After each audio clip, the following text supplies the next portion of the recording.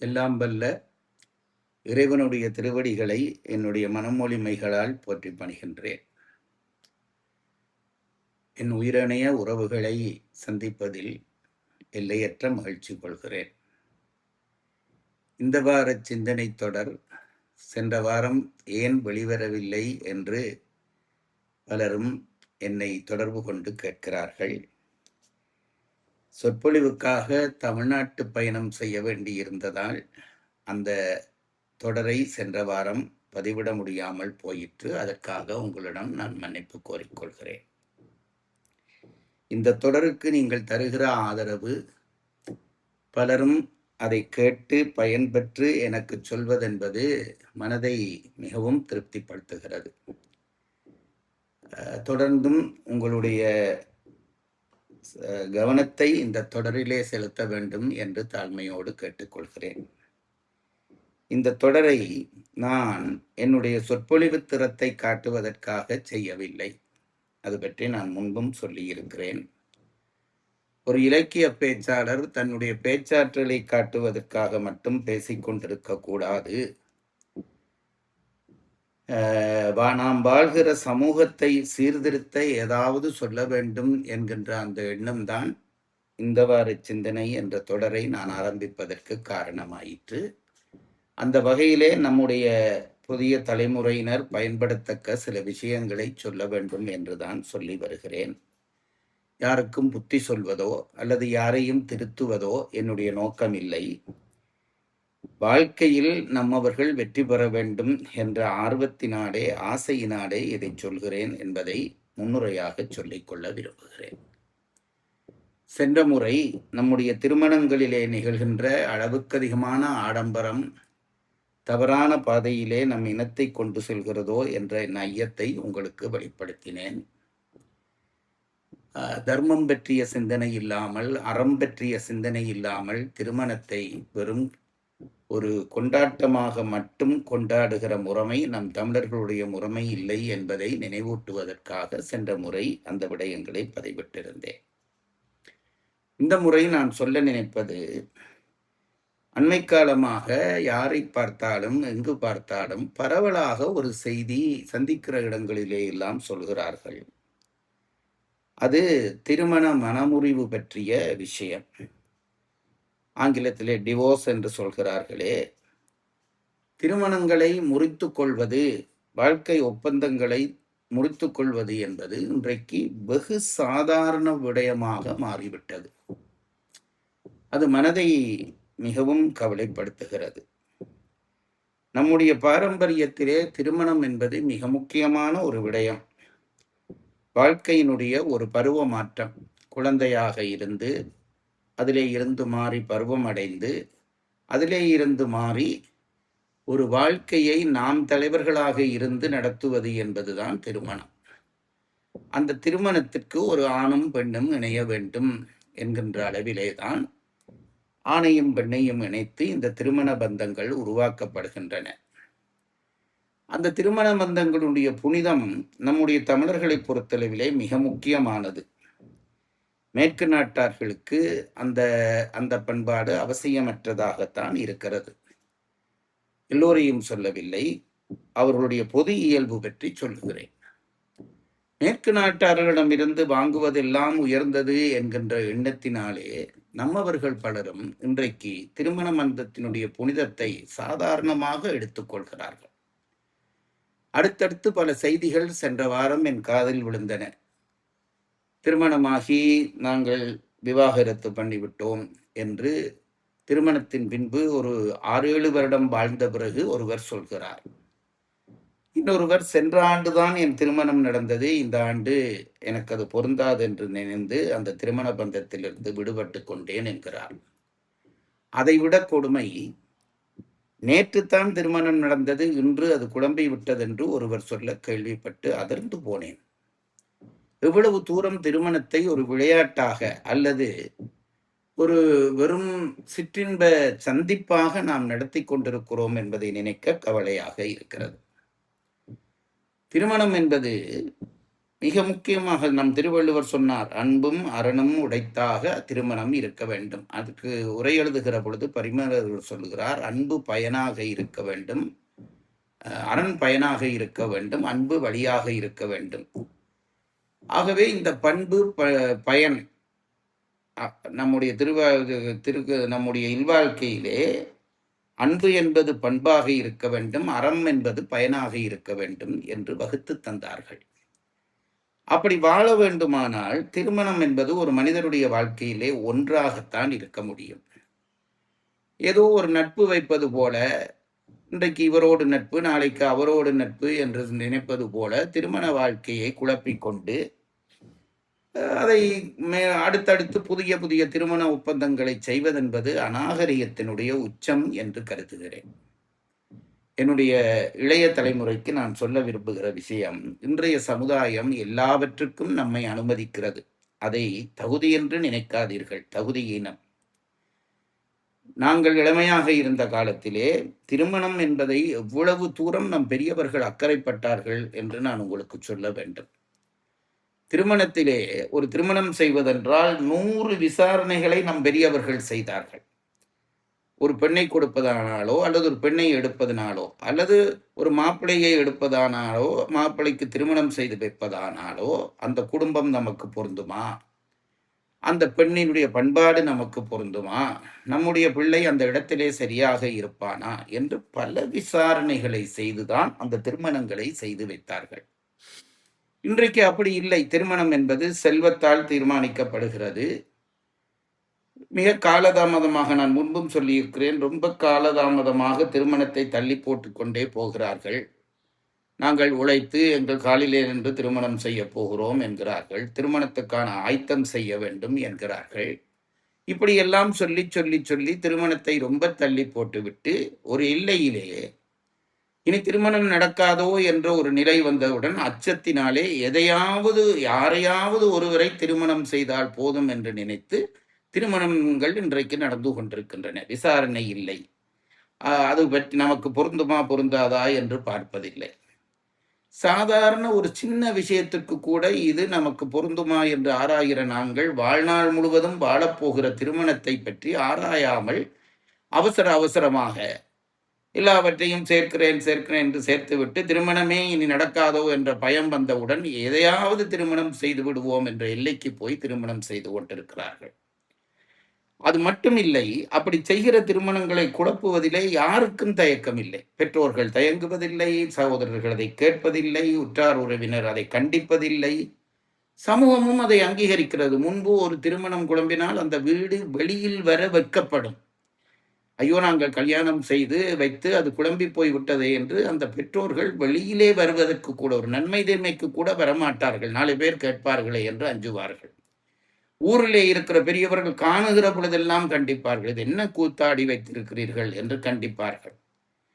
இன்றைக்கு உறவுகள், நாம் தனித்தனி மனிதர்களாக போய்விட்டோம், தனித்தீவுகளாக ஆகிவிட்டோம், உறவுகளோடு கலந்து வாழ்வதில்லை. அதனாலே நமக்கு அச்சம் இல்லை. ஒருவனை வேலைக்கு எடுக்க வேண்டுமானால் உறவுள்ளவனை எடுத்துக்கொள் என்று திருவள்ளுவர் பொருட்பாலிலே சொல்கிறார். ஏனென்றால் உறவுள்ளவன் தான் உலகத்துக்கு பயப்படுவான். இன்றைக்கு உறவுகளை நாங்கள் பேணுவதும் இல்லை, உறவுகளுக்கு அஞ்சுவதும் இல்லை, சமுதாய கட்டுப்பாடுகளுக்கு முக்கியத்துவம் கொடுப்பதில்லை. நாம் நினைத்தால் எதையும் செய்யலாம் என்ற ஒரு நிலைக்கு வந்திருக்கிறோம். வந்தால் என்ன என்று கேட்பீர்கள். அதற்கென்ன, ஏன் உலகத்தை எல்லாம் மதிக்க வேண்டும் என்றால், நம்முடைய வாழ்க்கை தனியே சிவப்பு கம்பளத்திலே மட்டும் நடக்கப் போகிற ஒன்று இல்லை, கருப்பு கம்பளத்திலும் நடக்க வரும், முற்பாதையிலேயும் நாம் நடக்க வேண்டி வரும். சிவப்பு கம்பளத்திலே நடக்கிற பொழுது நமக்கு உறவுகள் தேவையில்லை. ஆனால் துன்பம் வருகிற பொழுது கை கொடுக்க 4 பேர் இருக்க மாட்டார்களா என்று தவிக்க வேண்டி வரும் என்பதை தயவு செய்து மறந்து போகாதீர்கள். இதை நான் உங்களுக்கு அழுத்தி சொல்ல விரும்புகிறேன். திருமணத்திலே சின்ன சின்ன பிரச்சனைகள், ஏனென்றால் முற்று முழுதாக தெரியாத 2 பேர் அல்லது காதலித்து திருமணம் செய்தால் கூட ஒருவரை ஒருவர் முழுமையாக அறிவதென்பது திருமணத்துக்கு பிறகுதான். காதல் காலத்திலே ஒவ்வொருவரும் தங்களுடைய நற்குணத்தை முக்கியமாக ஃபோக்கஸ் பண்ணுவார்கள். காதலிக்கு முன்னாலே காதலனும் காதலனுக்கு முன்னாலே காதலிகளும் தங்களுடைய நட்பண்புகளைத்தான் வெளிப்படுத்தி கொண்டிருப்பார்கள். ஆகவே அந்த காலத்திலே கூட முழுமையாக அறிய முடியாது. என்றைக்கு ஒருவரோடு ஒருவர் திருமணம் செய்து வாழத் தலைப்படுகிறார்களோ அன்றைக்குத்தான், அதற்கு பிறகுதான் அவர்களுக்கு ஒருவரை ஒருவர் புரிந்து கொள்ள முடியும். அப்படி புரிந்து கொள்கிற காலத்திலே சின்ன சின்ன முரண்பாடுகள் வந்துதான் தீரும். நாமே நமக்குள்ளே பல இடங்களிலே முரண்படுவதில்லையா? அப்படித்தான் திருமணம். இந்த முரண்பாடுகள் வந்தவுடனே உலக பயம் இல்லை, உறவு பயம் இல்லை, தர்ம பயம் இல்லை. அதனாலே உடனே அந்த உறவை முறிக்கிறோம் என்று முறித்து விடுகிறார்கள். பலரும் இதற்கு சட்டம் நமக்கு அனுமதிக்கிறது. இன்றைக்கு புரட்சி பேசுகிறவர்கள் பெண் விடுதலை, ஆண் விடுதலை என்று என்னென்னவோ சொல்லி மனிதர்களை விட்டேத்தியாக நடக்குவதற்கு பழக்கி கொண்டிருக்கிறார்கள். இதனாலே நட்டப்பட போவது இந்த சம்பவத்துக்கு ஆளாகிற மனிதர்கள் தான். இதை மறந்து போகாதீர்கள். பேசுகிறவர்கள் பேசுவார்கள், ஆதரவளிப்பவர்கள் ஆதரவளிப்பார்கள், விமர்சிப்பவர் விமர்சிப்பார்கள். ஆனால் இந்த சம்பவங்களால் வரக்கூடிய பாதிப்பு அதிலே அந்த அந்த சம்பவத்திலே ஈடுபடுகிறவர்களுக்கு தான் வரும். ஒரு திருமண வாழ்க்கையை முறித்துக் கொள்வது என்பது லேசான வேலை இல்லை. ஒரு ஆணும் பெண்ணும் பொருந்தி வாழத் தலைப்பட்ட பிறகு அதற்கு பிறகு அந்த உறவை முறித்து கொண்டால் ஒவ்வொரு முறையும் உணர்வுகள் மாறும். ஒரு ஆணுக்கு பெண் வாழுகிற பொழுது உணர்வு பரிமாற்றம் நிகழும். அந்த உணர்வு பரிமாற்றம் உடைந்து போய்விட்டால் பிறகு இன்னொரு தரம் மனதை தயார் பண்ண வேண்டும், இன்னொரு தரம் புத்தியை தயார் பண்ண வேண்டும். அது சேதத்திலே தான் கொண்டு போய் முடிக்கும். இதை மறந்து போகாதீர்கள். அது மட்டுமல்ல, இன்னொன்றையும் சொல்லுகிறேன். உறவுகள், நீங்கள் நன்றாக கவனியுங்கள். உறவுகளுக்குள்ளே வருகிற சின்ன பிரச்சனை நாம் ஊதி பெரிதாக்க கூடாது. என்னை அவர் திட்டிவிட்டார் அல்லது என்னை அவர் அடித்து விட்டார். நான் ஒரு பெண்பால் கருத்தாக சொல்கிறேன், ஆண்பாளுக்கும் இதுதான். அவள் என்னை பேசிவிட்டால், என்னை மதிக்கிறாள் இல்லை என்றால், ஒன்றை நினைத்துக் கொள்ளுங்கள், ஆரம்ப காலத்திலே இந்த முரண்பாடுகள் இருக்கும். ஒருவரோடு ஒருவர் ஒன்றாக வாழத் தலைப்பட்டு விட்டால் அது குறைந்து கொண்டே போகும். எடுத்தாற்போல் 100% ரிசல்ட்டை நீங்கள் எதிர்பார்க்க கூடாது. அது கொஞ்சம் கொஞ்சமாக குறைந்து கொண்டுதான் போகும். அப்படி குறைந்து கொண்டு போகிற பொழுதுதான் நேசம் பிறக்கும். நான் எப்பொழுதும் சொல்வேன், அன்பு எப்பொழுது தெரியும் என்றால் பிரிவிலே தான் தெரியும். சேர்ந்திருக்கிற பொழுது அன்புக்கான மதிப்பு தெரியாது. பிரிந்த பிறகுதான், ஒருவரை ஒருத்தர் பிரிந்து நாங்கள் வீட்டிலே போவோம், வீட்டிலே பார்ப்போம் என்று போனால், வீடு அலட்சியம் செய்கிற காலத்திலே தான் உங்கள் மனம் வேதனைப்படும். அப்பொழுது வீட்டையும் இழந்து வாழ்க்கையும் இழந்து நிற்பீர்கள்.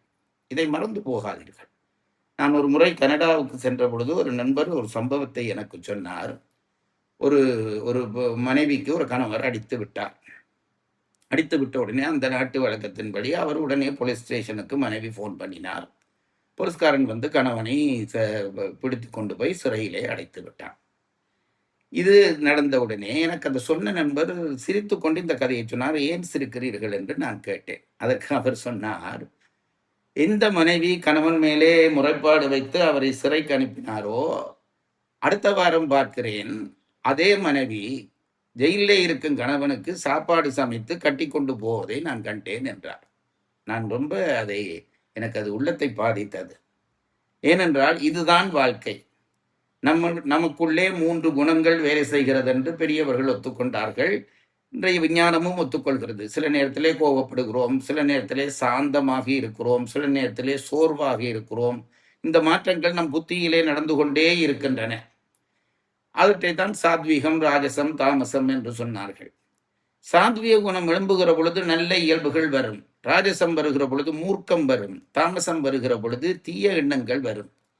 இவை மாறி மாறி நடந்து கொண்டிருக்கின்றன. நாளாந்தம் நமக்குள்ளே மாறி மாறி ஒவ்வொரு குறிப்பிட்ட நேரத்துக்கு ஒரு தரம் மாறுகிறது. ஆகவே தாமசத்திலேயோ ராஜசத்திலேயோ கோபப்படுகிற ஒரு கணவனோ மனைவியோ தன்னுடைய இணைக்கு ஏதாவது துன்பம் செய்து விட்டால் அதுதான் முடிவென்று நினைக்காதீர்கள்.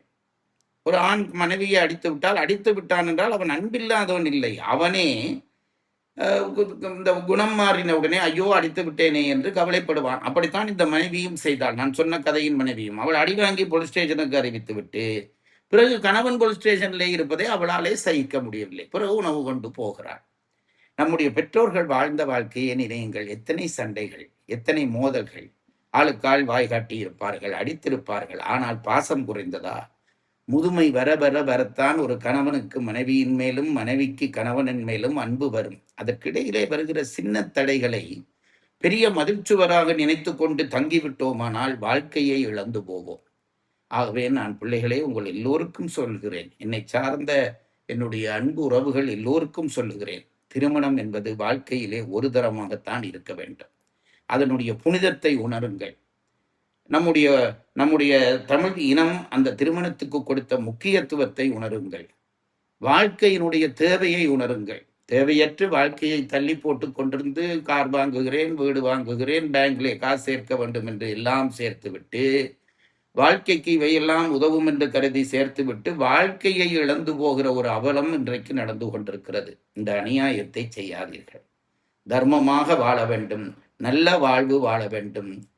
இதிலே வேறொரு பெரும் அநியாயம் நடக்கிறது. குழந்தைகள் பிறந்த பிறகு கூட பிரிகிறார்கள். இதைவிட ஒரு கொடுமை இருக்க முடியுமா? நீங்கள் நினைத்து பாருங்கள். பெற்ற ஒரு தந்தை தாய் இருவருடைய அன்பை வளர்த்து விடலாம். ஒரு தாய் தனியே வளர்க்கலாம், தந்தை தனியே வளர்க்கலாம். அது வளர்ப்பதிலே பொருள் இருந்தால் வளர்த்து விடலாம். ஆனால் அந்த பிள்ளை எத்தனையை இழக்கிறது என்று நினைத்து பார்க்க வேண்டாமா? பாசத்தை இழக்கிறது அல்லவா? பெற்றோர்களோடு ஒன்று சேர்ந்து இருக்கிற ஒரு பாக்கியம் ஒரு பிள்ளைக்கு கிடைக்காமல் போனால் அது எவ்வளவு பெரிய துன்பம். அந்த பிள்ளையை எத்தனை பேர் எத்தனை விதமாக பேசுவார்கள். நீங்கள் பெற்ற பிள்ளைக்கு இந்த அநியாயங்கள் நடக்க விடலாமா? ஆகவே உங்களை கையெடுத்து கும்பிட்டு நான் கேட்கிறேன், தயவு செய்து திருமணத்தை ஆராய்ந்து செய்யுங்கள், நேர காலத்துக்கு செய்யுங்கள். செய்த பிறகு வருகிற குறைகளை பெரிதுபடுத்தாதீர்கள். கோபத்திலே ஒருவர் திட்டினால் அது கோபத்தினுடைய வெளிப்பாடே தவிர அவருடைய உள்ளத்தினுடைய வெளிப்பாடு என்று நினைக்காதீர்கள். கோபம் வருகிற பொழுது எப்பொழுதும் வார்த்தைகள் வந்து கடுமையாகத்தான் விடும்.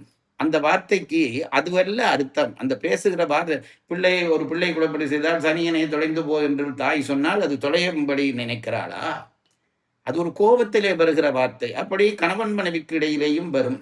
இதையெல்லாம் பெரிதுபடுத்தாமல் அன்பை விதையுங்கள், அறத்தை விதையுங்கள். நம்முடைய சமூகம் உயரும் என்று கேட்டு இந்த வார சிந்தனையை நிறைவு